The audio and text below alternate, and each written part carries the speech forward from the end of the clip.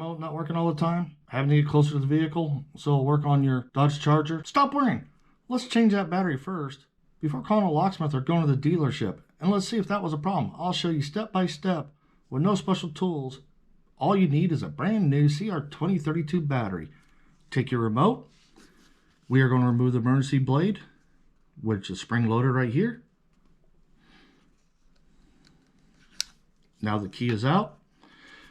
You'll see an indentation where the key came out and then a little spot on the side right here.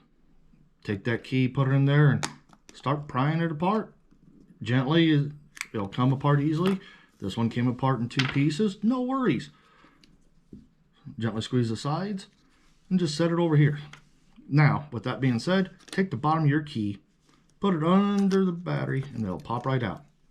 As you can see, it's a CR2032 battery. Toss that to the side. Get you a quality battery. I'm not being sponsored. These are just the batteries I use.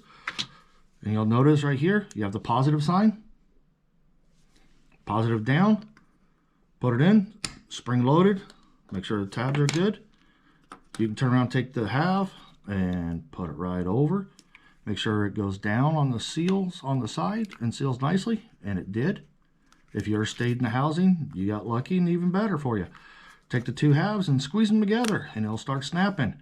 Hey, if you found this video helpful, like the video, leave a comment down below, and remember, let's be safe out there.